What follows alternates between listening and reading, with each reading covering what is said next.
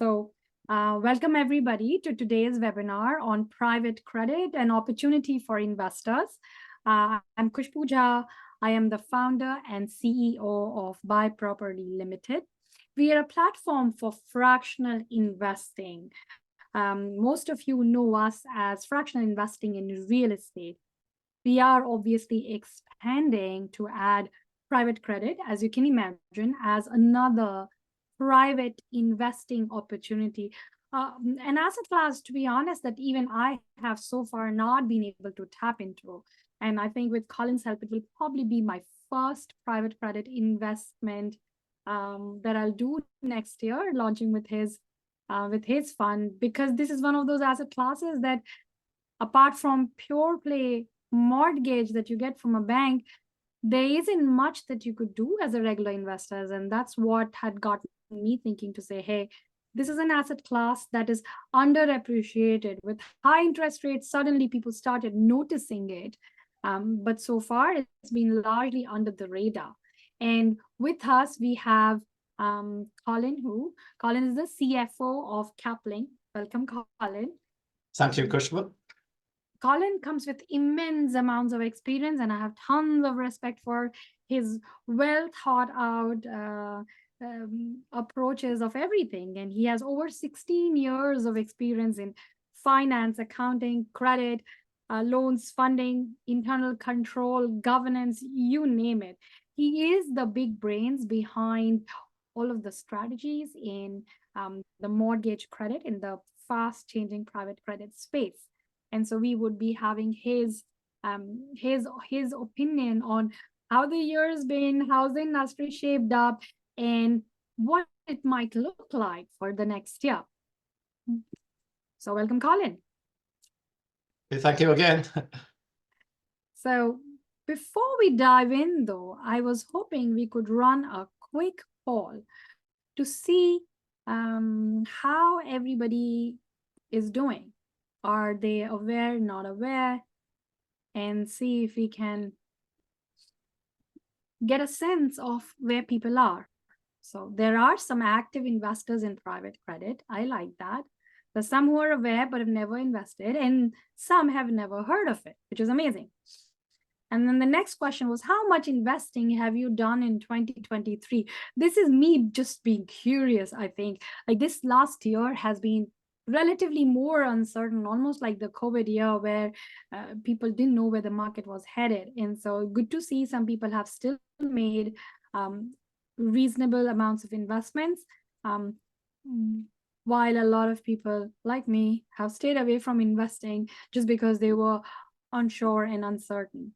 So we'll wait for another 20 seconds, and then we will close the poll, or whenever this finishes. Looks like everybody has answered, so we can end the poll.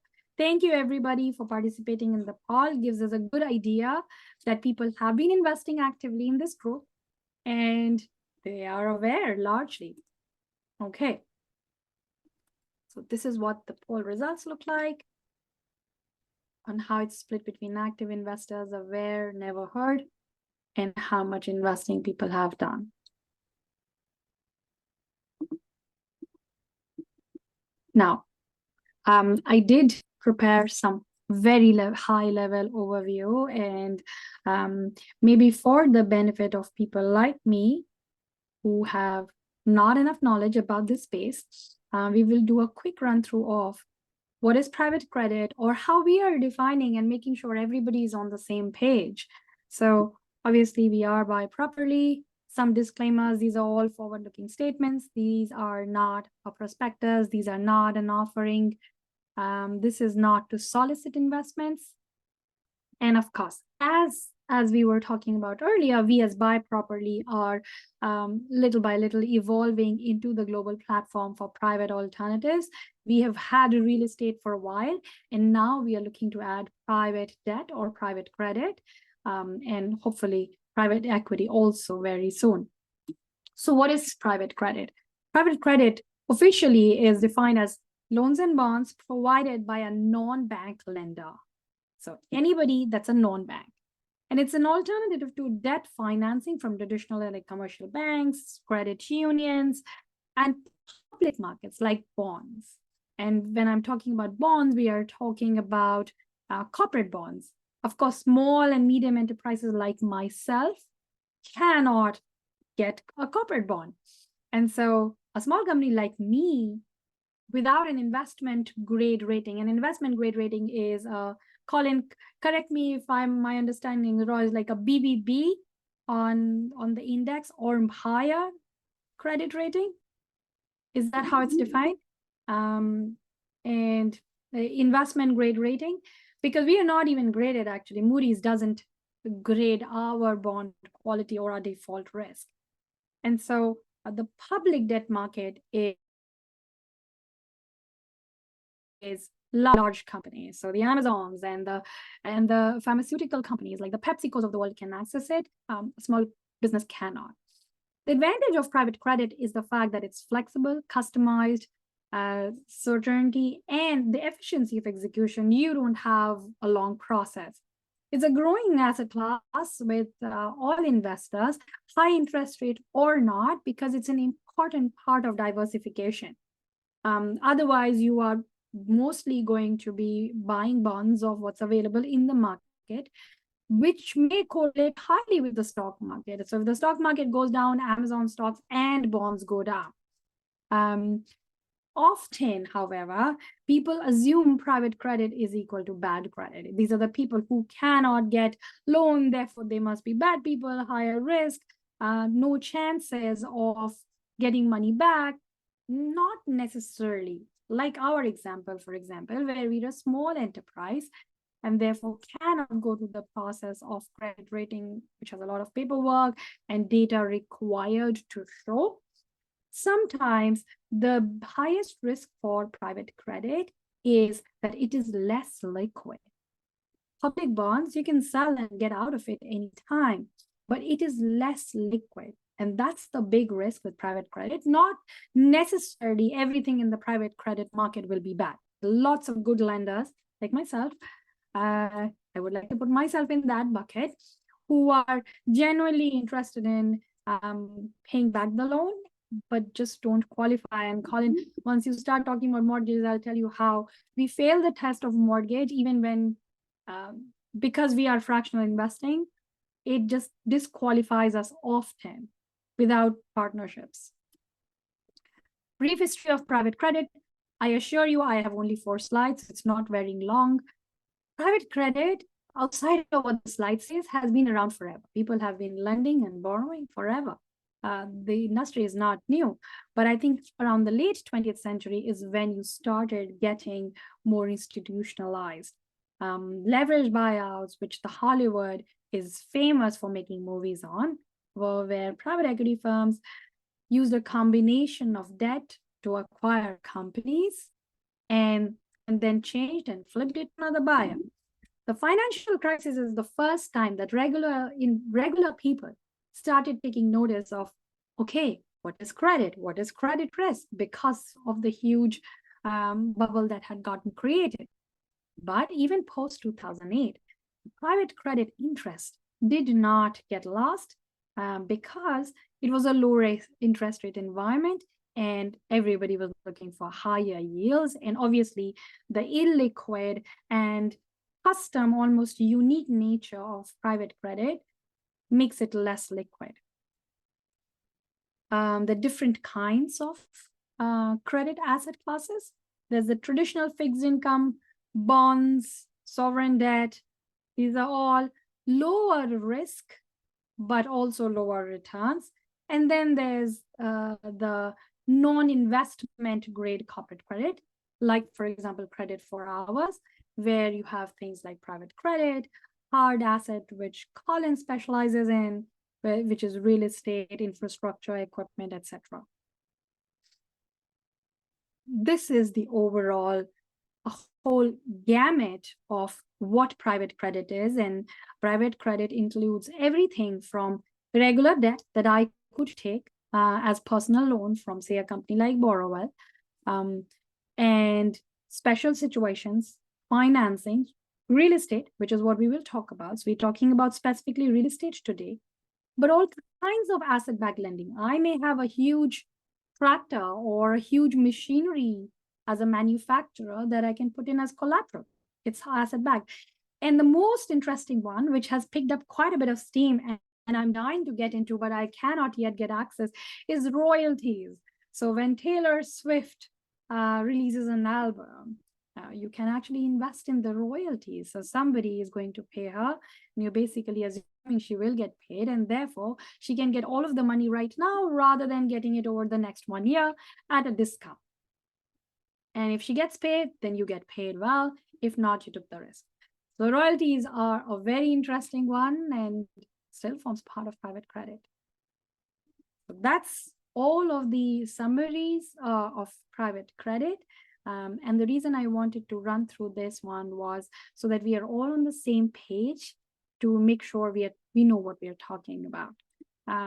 So Colin, in terms of what you are seeing in the market, could you tell us a little about the one specific category that that your firm super specializes in, which is mortgages, and how that fits in the overall gamut of private credit universe, and how do you think about it?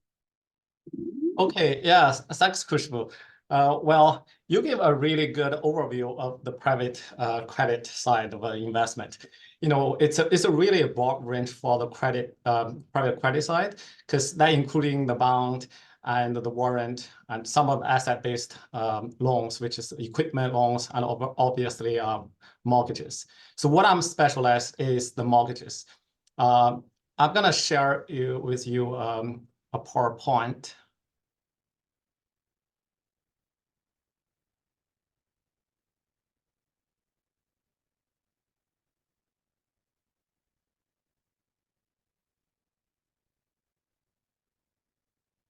All right, so I work for Caplink Financial Corporation. So I'm the CFO of the Caplink. We manage Caplink Mortgage Trust. Caplink Mortgage Trust is a trust doing mortgage lendings in Canada, US, and Mexico. So here are just some disclaimers, legal stuff. We have to post on every single our presentation here, just as per the regulators' requirement. Okay, so who is Caplink Financial Corporation? We are a private lender. We are actively lending in Canada for past 25 years, and we manage mortgage investment funds over the 18 years. We used to manage three MICs, which is mortgage investment corporations, and we consolidate them into a one mortgage trust just in December 2022. We can lend internationally, including the US and Mexico. So what is Caplink's mortgage trust? Caplink Mortgage Trust is a mutual fund trust. It qualifies all kinds of registered accounts like RSP, TSFA, and ESP as well. So we created this as as I said earlier, this is a consolidation of two Caplink mortgage funds. We used to only lend in Canada before, where we're a non-prime mortgage lender in Canada. And because we're seeing, you know, there's high demand of those investors who's buying properties in the overseas, but they have very limited access to finance options. That's why we made a decision. We are moving into US and Mexico, so which is two hottest destinations for Canadians who's buying vacation homes and retirement properties. We closed the deal in December 2022, and we have about $32 million in asset at that time.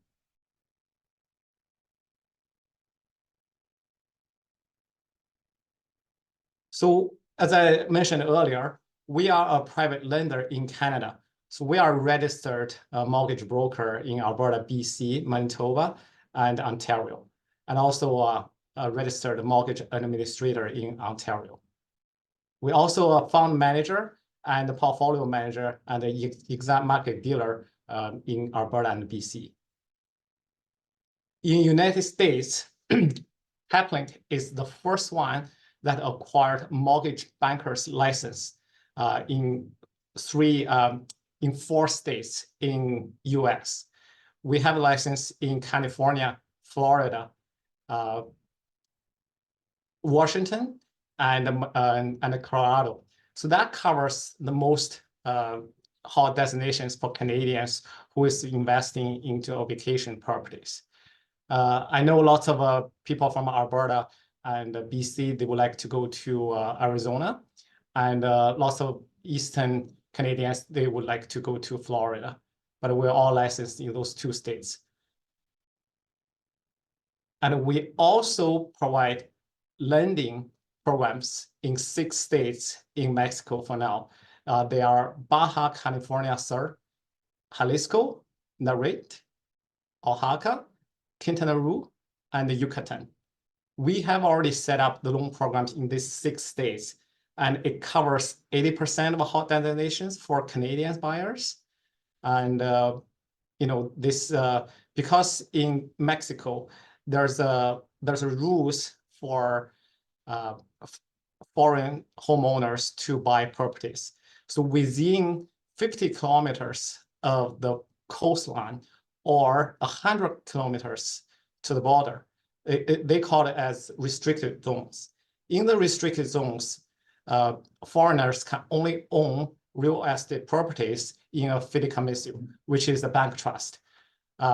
So that created possibilities for Canadians and Americans to own real estate into those hot destinations.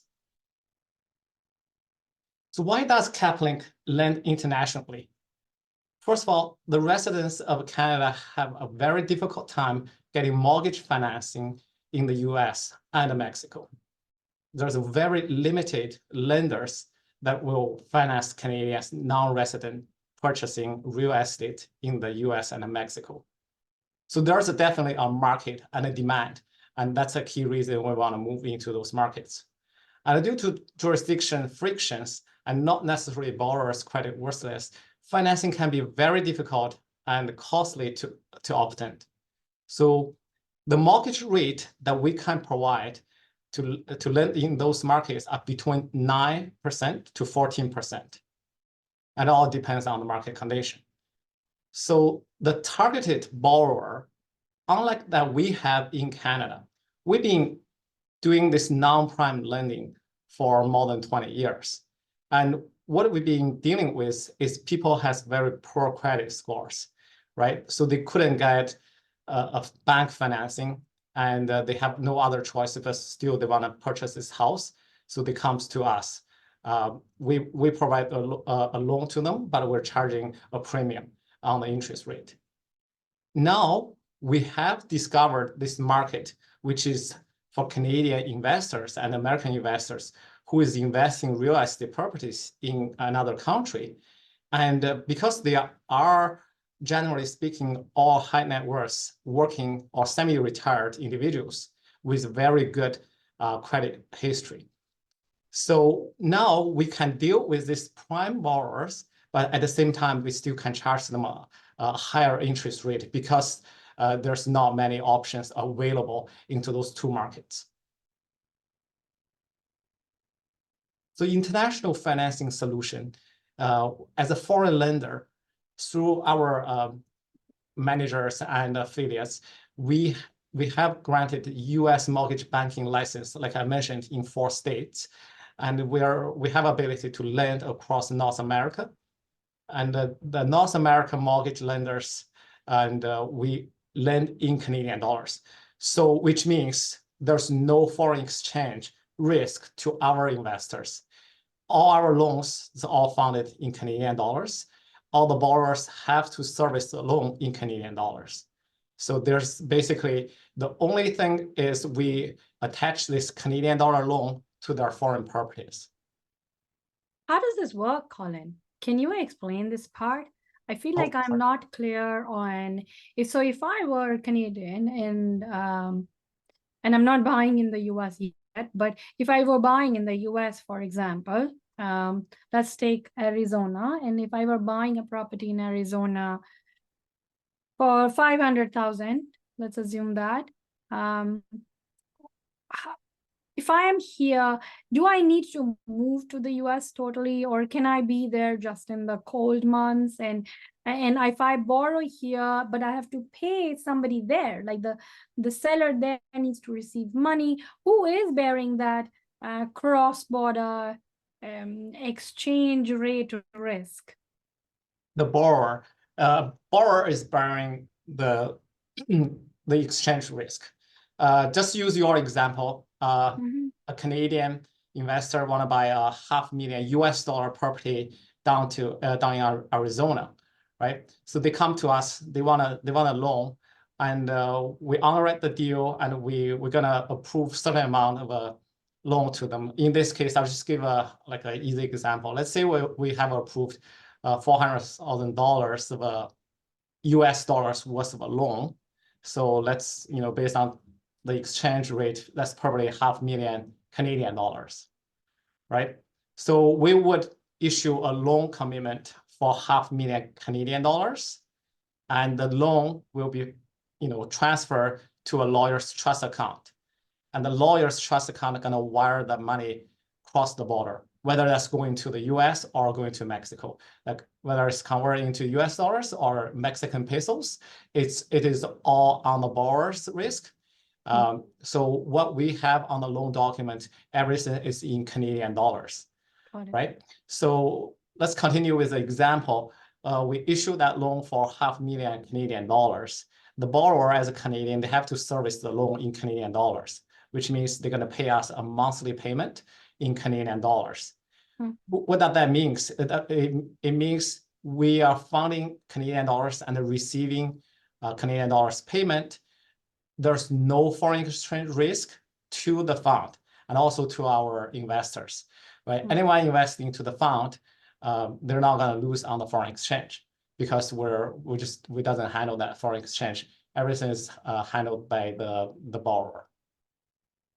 Got it. Okay. And then the previous thing, which was more for the investors who are putting money into the fund, the yield of 9 to 14%. Right now, we are in a very high interest rate environment. In a lower interest rate environment, which was almost the last decade, so to say, post-financial crisis, where the interest rates were ridiculous amounts. Actually, before they started going up, I've taken a variable rate, which is now crazy, at a 1.5%. Like it's a ridiculously low amount. If the bank is lending at a 1.5% variable, the yield with you is it still in the range of 8-9%, or does it come down significantly? This is a great question. If I'm lending in Canada, I'm definitely gonna affect by the prime rate. So the prime rate goes down, the bank rate gonna go down, and also other lenders' rate gonna be adjusted accordingly too. Yeah. In order for us to compete with them, so we're gonna have to lower our rate if we're lending in Canada, right? But now we see that is coming because we know the prime rate is not gonna stay on the high level for a long time. It's gonna come down probably next year, and once this comes down, bank mortgage rate gonna comes down, and also the B lenders rate gonna comes down. So the private lenders also have to drop their rate accordingly to adjust that change in prime rate. However, because we're lending in a different market, right? Like I mentioned earlier, there's very few financing options available to the Canadian investors. And I'll tell you, the bank prime rate in Mexico today is about 13%. And the prime rate in Mexico is being like 13% for more than 10 years. So their prime rate doesn't change a lot. Unlike us, we in the past 10 years were experiencing this super low mortgage rate, which is very nice to the borrowers. And also it boosts up all the property price, right? In Mexico, that never happened. So which means there's two consequences of that unchanged prime rate. One is their real estate market, there's very minimal bubble in there, right? Because there's no finance, no money available, and no people they're not buying like people who's in Canada, US. And secondly, there's a possibilities they could drop the rate in the future, but again, nobody knows what the Central Bank of Mexico are gonna do. But if they do drop their rate, and everybody knows what happened in Canada and US in the past 10 years, once the mortgage rate drops, the real estate price is gonna go up. What does that mean to us is we're enter into the market right now. If the property price goes up, that's gonna improve our loan to value over time. So which means, our loan will be in a safer position. So I think that's why we are believing, this is a right time to get into those market. Okay, Khushboo, if you have any other questions, just ask anytime. I'm just gonna continue with my slides here. One more question, Colin. Sorry to interrupt you. So you gave the example of Mexico. What about US? Like, I know you've thought through this. So I understand we are diversifying away from Canada as far as Caplink is concerned, but shed some light on the US market, which right now is at a high rate and is expected to come down. So how does that help even out the yield that your fund is going to provide to me as an investor? How does US help? It's a good question. I think my next slide is gonna answer your question. I'm just gonna go to the next slide right away here. So we have this strategy because we created these 3 different markets. We have ability to time the market, and because the Ontario and BC, I think the property price reached the peak in 2022. And we already saw a drop in 2023, and it might be another drop in 2024 before the central bank lowered the interest rate. So what does that mean to us, right? Because we have this options to lend in 3 countries, and also to lend, we're licensed in BC, Alberta, Saskatchewan, Ontario, and Manitoba, right? We're licensed in all these provinces, so we can time the market. For example, let's talk about Canada first.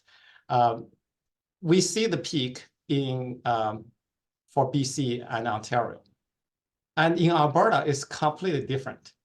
We compare the real estate price in Alberta hasn't gone up as much as BC and Ontario in the past few years, right? During 2023, we see a price drop in BC and Ontario, but in Alberta, the prices are very stable. And in some cities like Calgary, the price even went up for quite a bit. So we have a very stable real estate market here in Alberta. And as of today, I think 80% of our loan portfolios are in Alberta right now. So what does that mean to us is, so our portfolio is in a relatively safer market right now. And we also have an ability to lend into BC and Ontario, but we kind of just hold on to it until we see a clear picture of the future, right? Maybe next year, if there's another further drop of the real estate market, and the Bank of Canada lower the interest rate, so which gonna support the real estate price, then that's probably another entry time for us to get back into those market. Right now, we're not actively lending to those 2 markets because of all those uncertainties. And same goes internationally. In Canada and the US, we're experiencing the same problem, which is the high inflation rate and high the prime rate, right? I know different people have different views and opinions about how would 2024 look like. But again, from a fund manager's point of view, we would not to risk any of our capital until we see a clear picture, right? If we start seeing interest rate dropping, then we're probably gonna get back into those two markets as well. And again, at the same time, Mexico has none of those issues, right? It has no problems about inflation, and their prime rate, like I said, were stable. They were always about 10% for the past few years. And that's why we are actively promoting our lending programs in Mexico right now. And also we see a lot of demand from that market too. This is a nice thing. Once you have the different market, once you can diversification, you can always cherry pick, right? You don't have to risk your capital into those risky market, but at the same time, we are promoting Mexico right now. As time changes, as the economic environment changes, we may shift our strategy too. And again, as a private equity, one advantage is we have that flexibility to change our investment strategy, so we can just fit ourselves into those fast-changing economic environment changes. So that's our tactical strategy, right? So which means this is based on what kind of an investment environment we're in. So we're going to change our tactical strategy. And question on that, Colin, though, talking about tactical strategies, how do you run the due diligence? Like, what does your due diligence process and team, like the overall machinery, look like when you are running due diligence across actually 3 geographies, right? Because effectively you're looking for opportunities across Canada, US, and Mexico. So how much due diligence?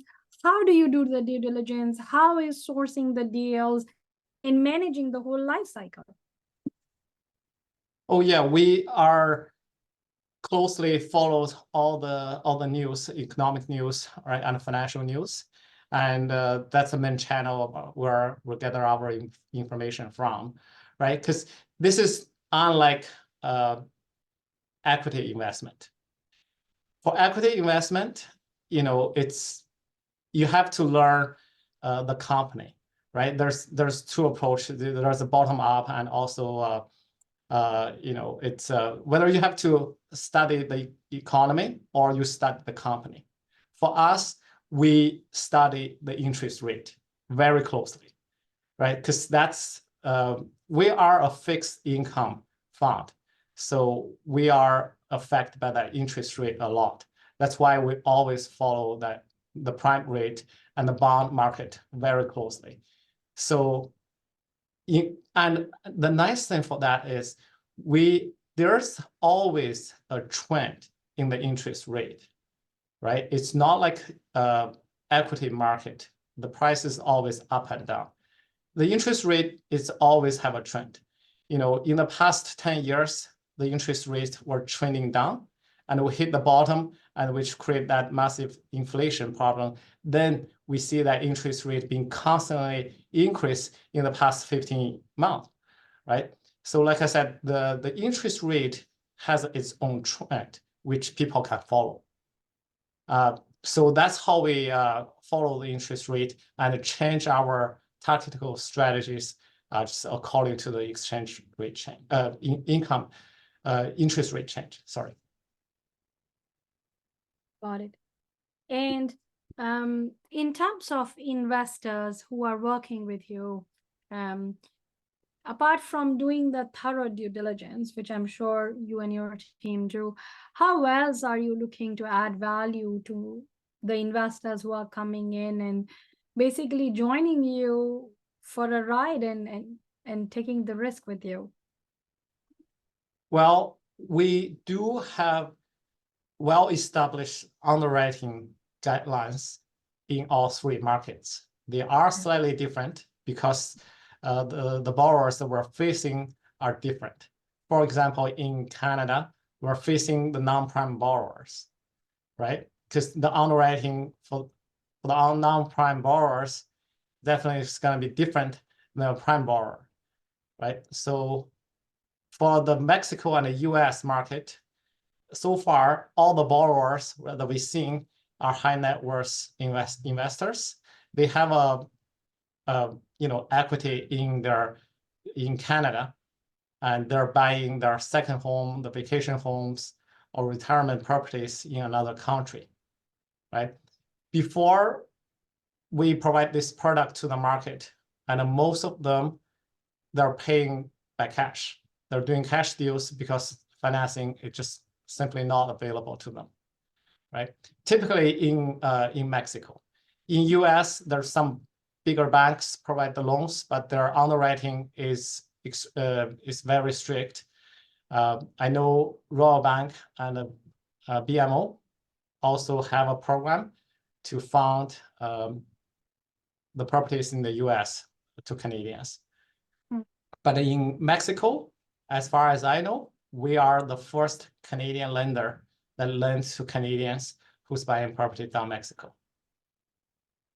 So based on my experience, the borrower's quality is very good. And the underwriting for us is fairly easy, right? Because they have enough equity here in Canada, and they have a really good credit history. We know they're buying an investment. They're expecting a future return on their investment. So that's why the default risk on them is relatively low. So let's come back to the investment strategy, right? So because we can lend in all three countries, that creates a diversified mortgage pool and secured by prime real estate in Canada and the US and Mexico. And just as I mentioned earlier, we manage the overall borrower's risk by offering mortgages to a mixed non-prime and prime borrowers, right? We're not gonna, like we said, we're gonna rebalance our portfolio based on the economy, based on the interest rate changes in all three countries, right? Which means we could allocate more capital into more stable market, right? And again, all our loans are in short terms. If they're paid off, we can easily shift that money into a new market. Yes. Yeah, and that's one of the reasons like we, as I think BuyProperly, are so excited about bringing private credit. Not only is another asset class that adds diversification, the other advantage is, one, it's income producing. So there is some cash coming in all the time.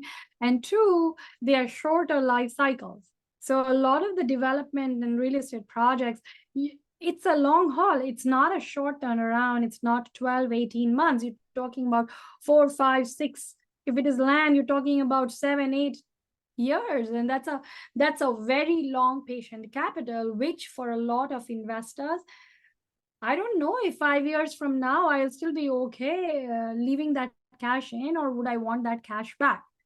And so shorter time horizon is a huge advantage of credit investing in general.